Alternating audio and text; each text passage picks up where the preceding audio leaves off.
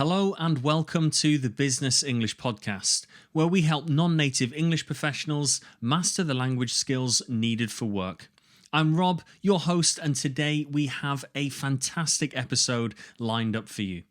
Picture this: you're in a meeting, you've listened to all the discussions, and now it's your turn to wrap things up. How do you ensure everyone walks away with a clear understanding of the key points? Well, that's exactly what we're going to cover today. In this episode, titled 21 Powerful Phrases for Summarising Like a Pro, I'm going to arm you with 21 impactful expressions that will make your summaries sharp, clear, and professional. These are your tools for making sure that your message sticks, whether you're in a meeting, giving a presentation, or networking at an event. But before we dive into those phrases, let's talk about the essential principles and techniques that will help you use these phrases effectively. Trust me, by the end of this episode, you'll not only have a powerful set of phrases, but also the know-how to use them in any business scenario. And here's a little teaser. I'll be sharing a phrase that can instantly make you sound more authoritative in any discussion. Curious? Stay tuned and let's get started. Ladies and gentlemen, welcome to the Business English Podcast, helping professionals communicate more effectively, more confidently, and with impact.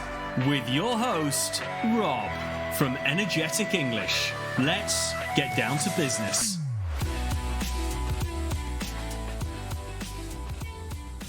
Alright, let's kick things off with the core principles and techniques for effective summarising. These are the foundational skills that will make your use of our 21 powerful phrases even more impactful. You might be wondering, why do I need principles when I just want to learn phrases? Well, understanding these principles will help you apply the phrases more naturally and effectively in any situation. First up is clarity. When summarising, your main goal is to ensure that everyone understands the key points without confusion. Imagine you've just presented a complex report. Instead of diving into all the details again, you say, to wrap it up, our main findings indicate a 20% increase in productivity. Clear and straightforward. Next is brevity. Time is precious, especially in a business setting. You need to get to the point quickly. Have you ever been in a meeting where someone goes on and you just wish they would get to the point? Don't be that person.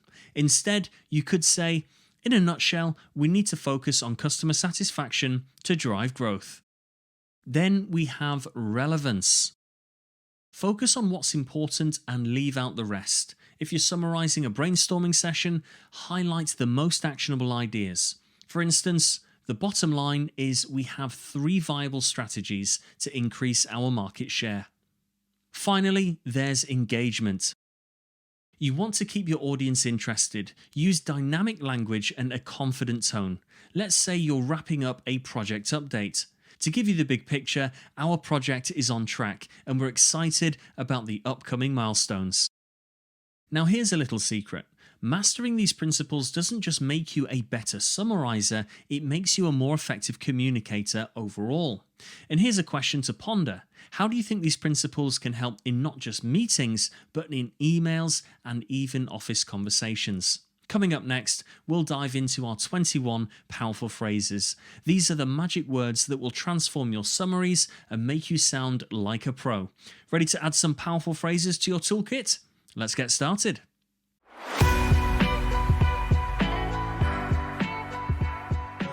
Now it's time to dive into the 21 powerful phrases that will make you sound like a summarising pro.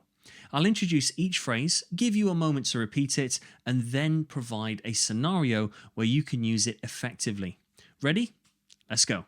Number 1, to wrap it up. Repeat after me. To wrap it up. Imagine you've reached the end of a meeting and you want to summarise the key decisions. To wrap it up, we've agreed on the new marketing strategy and set our goals for the next quarter. 2. In a nutshell. Repeat after me. In a nutshell. Here you could be summarising a detailed report in a team meeting. For example, in a nutshell, our profits have increased by 20% due to the new campaign. 3. To sum it all up. Repeat after me. To sum it all up. A scenario could be concluding a lengthy discussion, in which you could say, to sum it all up, our main priorities for this project are efficiency and innovation. Number 4. The bottom line is, repeat after me, the bottom line is. A potential scenario could be highlighting the most crucial part of a financial review. For example, you could say, the bottom line is that we need to reduce costs to stay competitive. 5. Here's the gist. Repeat after me. Here's the gist. Here you could be briefing your team on client feedback. You could say, here's the gist. The client wants a complete redesign of the website. Number 6. All in all. Repeat after me.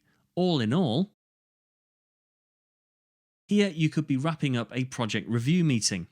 You could say, all in all, the meeting was productive and we have a clear action plan. Number 7. To boil it down. Repeat after me. To boil it down. A potential scenario here could be simplifying a complex issue during a discussion, in which you could say, to boil it down, we need to focus on customer satisfaction. 8. In brief. Repeat after me. In brief. A scenario here could be summarizing a proposal in a presentation. For example, in brief, the project is on track and within budget. 9. To put it simply. Repeat after me. To put it simply.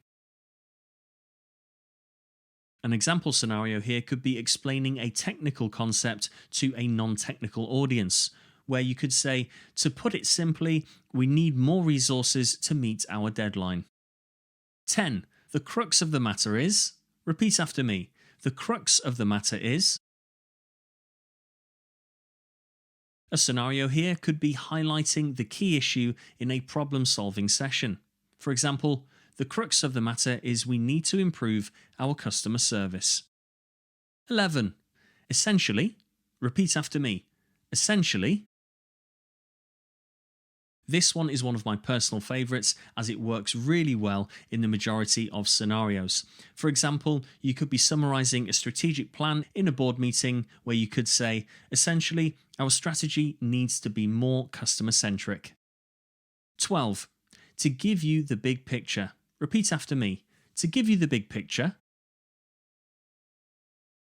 A scenario here could be providing an overview in a project kickoff. For example, to give you the big picture, our company is expanding rapidly. 13. Long story short. Repeat after me. Long story short. A very common one that's used pretty extensively across all industries. A potential scenario could be summarizing a lengthy email chain in a team update. For example, long story short, we decided to go ahead with the merger. 14. In essence. Repeat after me. In essence. Now this one I feel has a really classy touch to it. So for example, a scenario could be when you're wrapping up a detailed analysis, in which you could say, in essence, our goal is to increase market share. 15. The main takeaway. Repeat after me. The main takeaway. A scenario here could be concluding a training session. For example, the main takeaway is we need to be more innovative. 16. To cut to the chase. Repeat after me. To cut to the chase. A potential use case here could be focusing on the main point in a sales pitch. For example, to cut to the chase, we need to improve our sales strategy. 17. The upshot is. Repeat after me. The upshot is. You could use this one when summarizing the outcome of a negotiation. The upshot is our new policy is working well. 18. The main essence is. Repeat after me. The main essence is. A slight twist on one of the earlier phrases, however, an example scenario for this one could be highlighting the core message in a strategy meeting. For example, the main essence is that teamwork is crucial for our success. 19. To distill it down, repeat after me. To distill it down. Again, a really punchy summarizing phrase. For example, when you're simplifying a complex issue during a problem-solving session, you could say, to distill it down, our focus should be on customer engagement. 20. The core message is, repeat after me. The core message is. A scenario here could be emphasizing the key point in a presentation. You could say, the core message is we need to prioritize quality. 21. To bring it all together. Repeat after me. To bring it all together.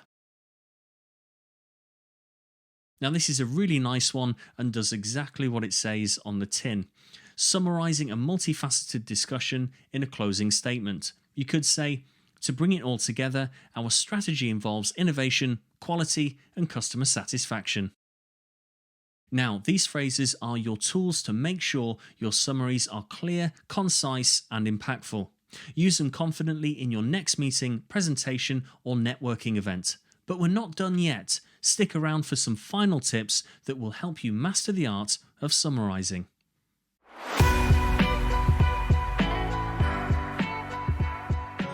You've now got 21 powerful phrases in your toolkit.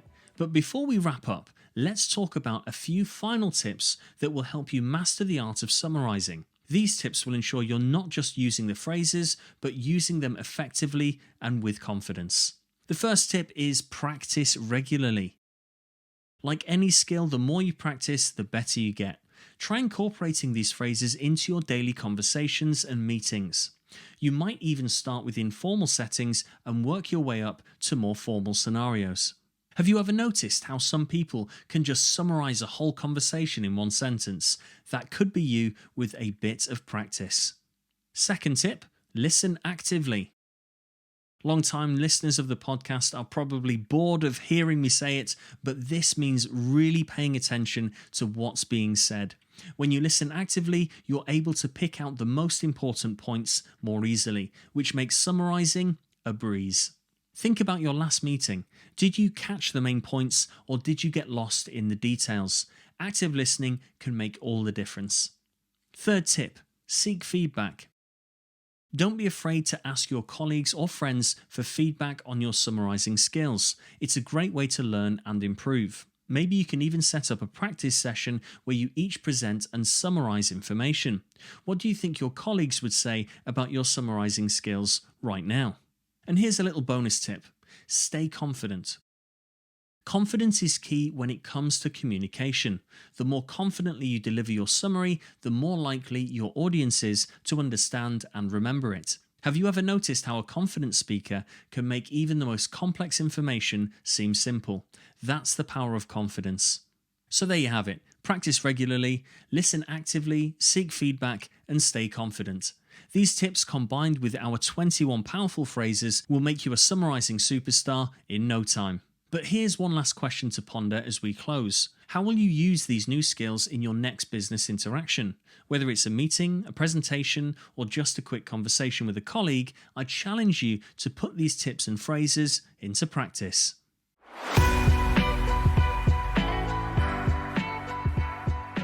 And that's it for today's episode of the Business English Podcast. I hope you found our 21 powerful phrases for summarizing like a pro both useful and inspiring. Remember, these phrases are more than just words, they're your tools for clear, concise, and impactful communication. If you enjoyed this episode and found it helpful, make sure to subscribe so you never miss an update. We have plenty more tips, tricks, and phrases coming your way that will help you excel in your professional English skills. And hey, if you know someone who could benefit from this episode, why not share it with them? Before we go, here's a quick reminder. Mastering these phrases takes practice, so don't be afraid to start using them right away. How will you incorporate these phrases into your next meeting or presentation? The more you use them, the more natural they'll become. If you have any questions or topics you'd like us to cover in future episodes, drop us a line. We love hearing from our listeners and we're here to help you succeed. Thanks for tuning into the Business English podcast. Until next time, keep practicing, stay confident, and of course, keep it strictly business.